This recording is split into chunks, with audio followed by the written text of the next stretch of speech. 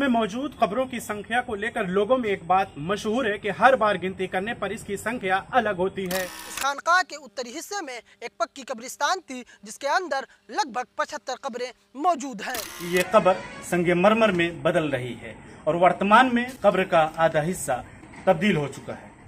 शिराज़े हिंद जौनपुर में शर्की और मुगल काल की ऐतिहासिक इमारतें आज भी अपनी पूरी आबोताब के साथ चमक और दमक रही है, जिनमें से कुछ इमारतें आज भी अच्छी हालत में हैं जो महफूज व आबाद है, मगर अधिकांश इमारतें बदहाली का शिकार हो चुकी हैं। आदाब, मैं हूं अजवद कासमी। आप देखना शुरू कर चुके हैं आजमगढ़ एक्सप्रेस की खास पेशकश जौनपुर नामा।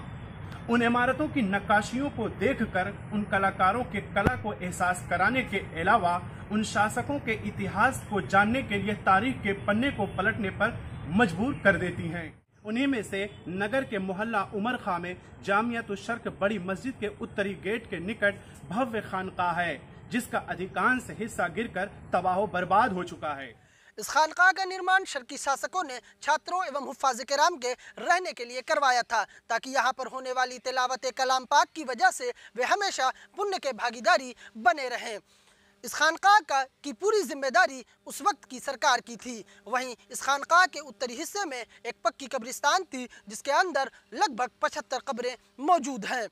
इतिहासकारों की माने तो इस कब्रिस्तान के अंदर शर्की शासकों, मलिकाओं, शहजादों समेत खानदान के अन्य लोगों की कब्रें मौजूद हैं। इनमें से कुछ कब्रों पर शिलापट भी लगी हुई हैं, जिसकी वजह से इनके ऐतिहासिक महत्व का अंदाज़ा लगता है।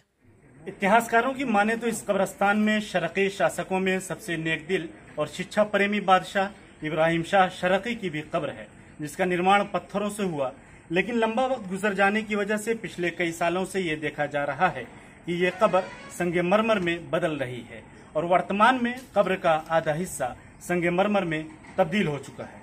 हुसैन शाह शरकी का देहांत बंगाल में हुआ और उन्होंने अपने देहांत से पहले ये इच्छा जाहिर की कि मेरी लाश को जौनपुर में दफन किया जाए।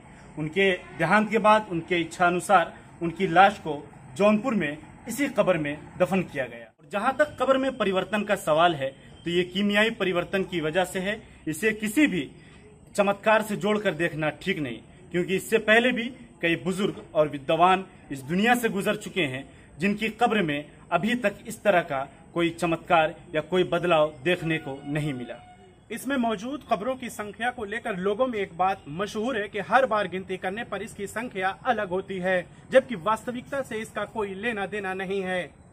इस समय इतिहास के हामिल इस खानकाह को बतौर मकान इस्तेमाल किया जा रहा है, तो वहीं इस भव्य खानकाह और कब्रिस्तान को देखने के लिए देश विदेश से पर्यटक, इतिहासकार, शोधकर्ता आते रहे हैं। ये खानकाह इतिहास की एक अजीम सरमाया है, जिसके चारों ओर मौजूद गंदगी और बदबू जौनपुर वासियों के चेहरे पर एक बदनुमा दाग है, जिसे वर्तमान और भविष्य का इतिहासकार कभी फरामोश नहीं कर सकता। इस स्टोरी को तैयार किया है मैंने और जिसमें सहयोग किया है मेरे साथी इम्तियाज अहमद नदवी, अब्दुल हलीम सिद्दीकी, शम्स जौनपुरी ने, और कैमरे के पीछे मौजूद हैं आसिफ आर्यन, अराफात आजमी।